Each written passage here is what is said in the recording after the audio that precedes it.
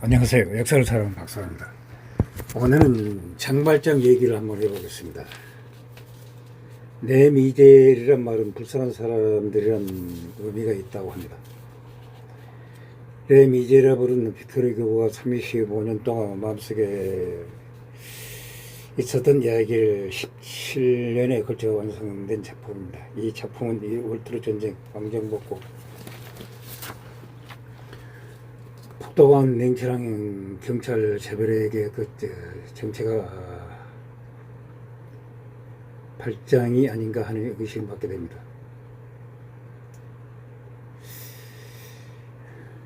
그 공장에서 일하던 팡틴이라는 불쌍한 여인의 부탁으로 1823년 1월 그녀에 따른 코제트를 데려오겠다고 약속합니다.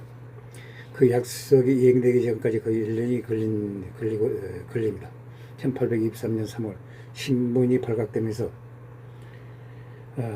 자벨에게 체포되어 무기징역수가 되지만 같은 해 11월 테러하여 몬페르메유로 갑니다. 1823년 크리스마스에 테나르디에 후보로부터 코제트를 되찾은 후 파리로 갑니다. 고로고 저택에서 생활을 거쳐 푸티 피스 수녀로 도망쳐 포술루방 영감이 도움으로 숨어 정문선으로 일을 합니다. 이후 포술루방 영감의 동생 이름을 빌려 일팀 포술루방으로 살아갑니다. 1829년 10월 64가 된 장발장은 포술루방 영감의 죽음을 계기로 푸티 픽피스 수녀를 나와 코제트와 함께 풀림의 거리의 정원이 딸린 저택으로 이사를 합니다. 본체는 코제트와 늙은 하녀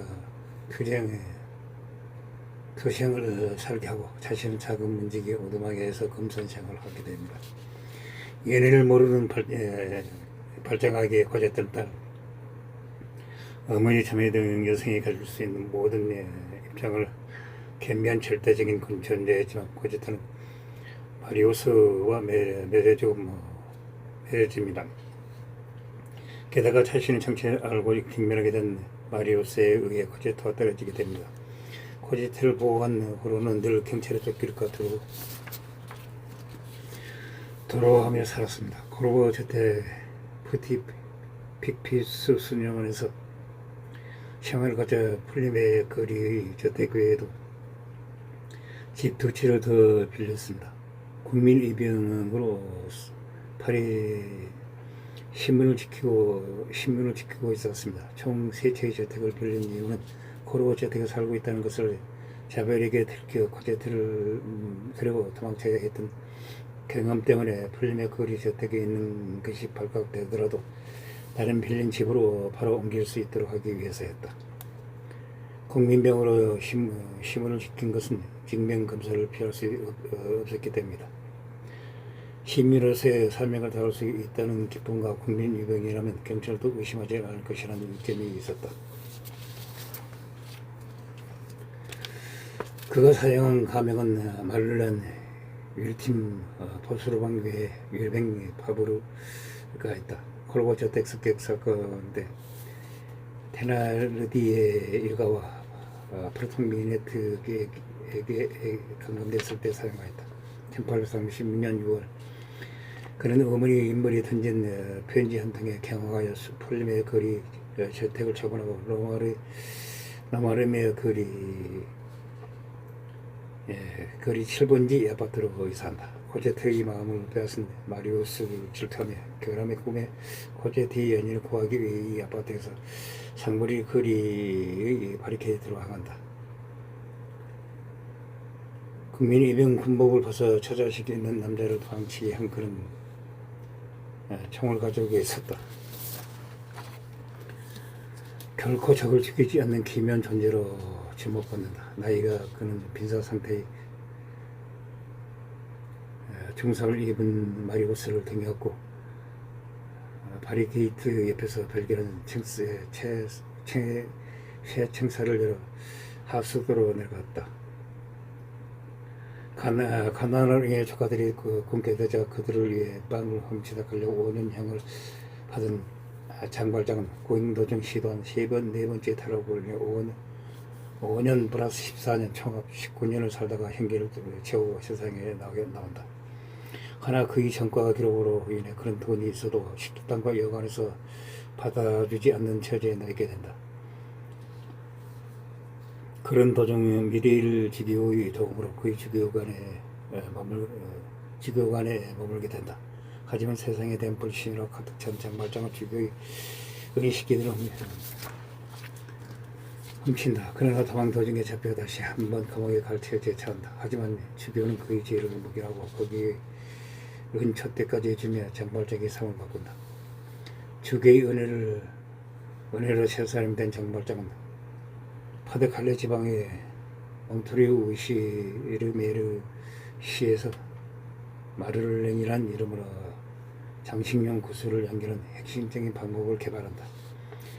구슬 산업으로 이렇게 큰 성공을 거둔다. 그의 끝없는 선행과 희의 공헌을 인정받아 결국에는 시장까지 된다. 그런 도중 자베레라는 사복 형사가 그의 정체를 의심하며 그의 뒤를 밟는다. 한편 장발장 공장에서 일하던 팡틴이라는 여성은 억울한 이유로 쫓겨나게 되고 결국 매춘을 시작한다. 팡틴의 따간 사정을 알게 된 장발장은 자발에 의해 체포될 이익에 빠져있던 팡틴을 구해준다. 화가는 자베르는 그를 여러 번 정황 등을 이유로 상부의 마를렌 시장이 장발장이라고 보고를 한다. 그러나 자베르는 이미 상마티베라는 사람이 장발장의 혐의를 가지고 법정에 있다는 정보를 받고 상마티베가 장발장이라는 생각을 고친다. 이 일을 알게 된 장발장은 상미티베의 인생과 자신의 인생을 바꿀 것인지 고민한다. 법정에서 진실을 고하기 위하여 알아서 법정에 찾아가 자신이 장발장 즉 제수번호 2460임을 선포한다. 장발장은 팡틴과의 약속을 지키기 위해 팡틴에게 돌아가지만 자베르는 팡틴의 병실까지 찾아와 장발장을 연행하려 들며 팡틴에게 장발장 정체를 폭로한다. 자베르는 그냥 이 화장녀나 더러운 전과자라고 말한다. 팡틴은 몸이 이미 상할 대로 상한지라 이 사실을 알게 된 팡틴은 장발장에게 자신의 딸인 과제들을 부탁한다고 말한 뒤 죽는다. 장발장은 이에 격분하여 자벨에게 당신이 제 여자를 죽였다. 자벨에도 이 일에 꽤 충격을 받았다. 장발장은 자백으로 다시 한번 뱀무서 살해를 하지만 전함에서 수명을 고쳐낸다고 역사를 가져간 탈출로 그런 다시 한번 자유의 몸이 된다. 팡틴과 약속을 지키기 위해 망페르메유에 있는 테나르디에 부부에게서 혹독한 생활을 하고 있는 팡틴의 딸 코제트를 구해준다. 코제트뿐만 아니라 장발장도 20년 만에 가진 새로운 가족으로 가족이라는 감정이 서툰다. 코제트와 함께 파리에서 새로운 생활을 시작한 장발장은 점차 마음의 평안을 얻으며 새로운 삶을 시작한다. 보잘것없는 젊은이에도 선행을 행하던 그의 모습은 주위의 관심을 끌게 되고 결국 자베르가 그의 정체를 눈치채게 된다. 하지만 장발장은 또 이런 김실을 느끼고 한밤중에 서둘러 도망을 친다. 자베르의 작전에 걸려 꼼짝없이 잡히기 직전 그런 가로등에 묶인 발줄을 통해 기적적으로 푸티픽피스 순요원의 담을 넘어 들어간다. 거기서 예전 몽테일 유시메르시에서 마차를 들어주고 구해줬던 포술방 노인을 만나고 그의 도움으로 장발장은 순영원에서 다시 한번 새삼을 살게 된다. 파리 한 부르주아 집안에서 태어난 마리우스 폼페르시는 골수 엉강파인 외할아버지 소리에서 자란다. 아버지가 나폴레옹 전쟁 당시 엄청난 공격을 15월 들어 전투에서 남작지기까지 받을 정도로 영웅이었다.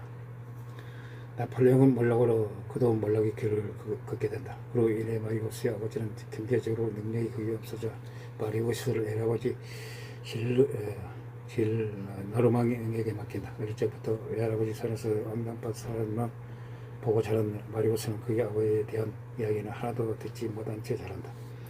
그러던 도중 아버지 죽음이 임박했다는 이야기를 듣고 아버지에게 처음으로 찾아갔지만 이미 아버지는 세상을 떠난 뒤였다. 그렇게 마리우스의 삶에서 아버지는 잊히나다 싶었지만 마비프 노인과의 만남으로 아버지 일생에 관해 알게 된다. 마리우스는 아버지의 남작체에 자기까지 세습하여 자기 명함에 넣을 정도로 나폴레옹 파가 되어버린다. 이로 이 할아버지는 질 노르망과는 의자라고 혼자 공평한 생활을 한다. 그런 도중 마리우스는 공화정을 지지하는 아베세이 보들이 멤버들과 만나게 되어 그들과 친분을 쌓는다. 그러던 어느 날 퀵성벌 공원에서 독서를 즐기려 하던 마리우스는 장발장과 산책 중인 코제트와 만나게 된다. 처음에는 코제트에게 큰 관심을 가지지 않았다. 몇 달을 못 본 사이 코제트는 4월의 꽃이 며칠 안 본 사이에 개화한 마냥 엄청나게 아름다워 마리우스의 마음을 빼앗는다. 코제트와 마리우스는 서로의 이름도 모르는 채 그저 눈빛으로만 느끼고 사랑을 나눈다. 장발장은 코제트와 산책할 때면 항상 나타난 마리우스의 정체를 의심해서 몇 번 마리우스에게 미끼를 흘러놓는다. 마리우스는 그런 것도 모르고 미끼를 물어 장발장의 의심을 증폭시킨다. 이 사건 후 장발장은 서둘러 이사를 떠나 마리우스와 코제트는 이렇게 할 작별 인사도 못하고 헤어지게 된다. 한편 마리우스의 옆집에 살고 있던 존 트라는 자기 집에 장발장이 적선하기 위해 들른다. 사실 존 트레트의 정체는 테나르디에였는데 첫 번째 장발장의 방문 때 장발장의 눈이 눈치챈다. 테나르디에는 코제트를 장발장이 빼앗아갔다며 장발장을 습격할 계획을 세운다. 이야기를 들은 마리우스는 운명 장난인지 이 일을 샤벨에게 말한다. 그날 밤 장발장은 적선을 하기 위해 다시 한번 테나르디의 집에 방문하고 테나르디에게는 계획대로 장발장을 습격해 20만 프랑을 내어놓으라고 한다. 마리우스는 원래 일이 터지면 샤벨에게 받은 총을 쏴 경찰을 부를 생각이었다. 그저 인간 쓰레기로만 알고 있던 존 드레드가 자신의 아버지를 월터로 전투 당시 구해준 은인인 테나르디의 힘을 알고 망설이게 된다. 이렇게 마리우스가 망설이던 도중 자베리가 현장을 급수해 테나르디의 일당을 작업한다. 그리고 장발장은 이런 소로를 듣다 창문으로 도망치고 자베리는 도망간 피해자의 행방을 수상히 얘긴다.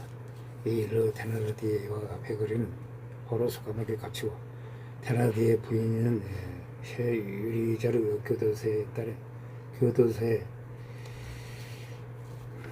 다른 부인과 아젤마 소돈에 갇힌다. 플럼의 거리에서 장발장 이사로 마리우스는 코제트를 공원에서 보는 낙을 잃게 된다. 마리우스는 테나르디의 습격에서 만난 장발장을 보고 그를 쫓아갈 생각을 하기도 했지만 습격 사건 때문에 코제트를 찾을 마지막 길이던 장발장마저 놓치게 된다. 결국 시름에 빠진다. 테나르디의 딸인 에포니는 마리우스가 코제트를 좋아하는 걸 알면서도 그 웃는 얼굴을 보고 코제트의 집 주소를 알려준다. 극적으로 다시 만난 코제트와 마리우스는 밤중에 몰래 만나 사랑을 키운다. 한편 테나르디의 베거리는 탈옥에 성공해 다시 한번 장발장을 습격해 도움을 뜯어낼 생각을 한다. 하지만 테나르디의 습격은 마리우스의 안위를 걱정한 에포니의 방해 때문에 실패로 끝나게 된다. 한편 장발장은 마리우스가 남긴 표시와 에포니의 이사 가시라는 불길한 독지를 보고 다시 한번 이사를 떠날 계획을 세운다. 이번엔 프랑스가 아닌 해외인 영국으로 떠난다는 소식을 들은 마리우스는 할아버지에게 코제트와 결혼하겠다는 얘기를 하기 위해 몇 년 만에 집에 돌아가지만 마리우스를 봄의 물만 기다리던 질노르망은 마리우스가 성사병 발견한 걸 눈치채지 못하고 코제트를 전부로 삼으라는 망언을 해 좋아질 뻔했던 마리우스와의 벽을 더 높게 쌓았다. 1830년 6월 파리는 장막시밀리앙 라마르크 장군의 죽음을 계기로 혁명이 바람에 휩싸여 도시 곳곳에서 바리케이트가 올라가며 시가전의 중심지가 된다. 아베시에트의 것들 또한 이 혁명에 참가한다. 코제트를 잃고 꿈도 희망도 없어진 마리우스는 바리케이트로 향한다. 한창 밀리고 있던 아베시의 것들이 바리케이트에서 마리우스는 가브로시와 크루페라라고 구해지며 혁명에 참가한다. 다시 한번 공격이 오자 마리우스는 죽을 위기에 처하지만 에포니는 희생을 가까워서로 목숨을 구한다. 에포니의 죽음에 대한 죄책감을 마리우스는 에포니의 동생인 가브로시만을 살리고자 가브로시에게 코제트에게 마지막 작별 편지 신호를 보낸다. 하지만 그 편지는 장발장의 손에 들어가고 편지를 읽은 장발장은 마리우스를 구하기 위해 바리케이트에 들어간다. 장발장은 바리케이트의 심려를 덮어서 포기를 견디게 하는 공으로 바리케이트에 잠복하다 잡힌 자베르를 처벌할 권리를 얻는다. 자베르는 장발장이 자신을 죽일 줄 알았지만 오히려 장발장은 아무 말 없이 당신은 자유라며 자베르를 놓아주게 된다. 물론 자베르는 무시하게 목숨을 구걸하지 않는다. 결국 장발장이 자신에게 자비를 베풀었다는 것 때문에 정의에 대한 신념과 가치관이 흔들게 된다. 파리가 혁명에 동참할 것으로 생각했지만 결국 파리는 일어나지 않고 바리케이트는 프랑스군과 경찰에 포위당한다. 무사히 도망칠 수 있는 티켓인 국민 입영 복장복을 5명에게 입혀 탈출을 시키고 나머지는 바리케이트에게 남는다. 통일되자 본격적인 공격이 시작되고 대포가 발사한다. 보병들을 제거하는 방법으로 시간을 끌 수는 있었지만 치열한 전투 끝에 결국 바리게이트는 함락된다. 앙졸라스의 저항으로 시선이 집중되어 있는 사이 장발장은 부상당한 마리우스를 데리고 하수구로 도망을 친다.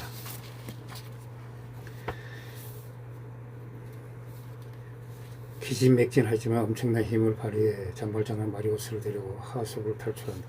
하지만 바리게이트에서 장발장을 쫓고 있던 자베르에게 잡힌다. 장발장은 자베르에게 마리우스만이라도 병원에 맡길 수 있게 해달라고 부탁한다. 장발장은 자베르가 부탁을 들어주지 않을 거라고 생각했지만 어쨌든 이른데 자베르는 마리우스와 장발장을 상마차에 태우고 장발장이 원하는 대로 마리우스를 질노르망의 집에 데려다주고 장발장의 집 앞까지도 데려다 준 뒤에 사라진다. 자베르는 지금까지 자신이 믿어왔던 가치관이 무너진다. 엄정함을 믿어왔던 자신이 법을 어긴 것에 충격을 받는다.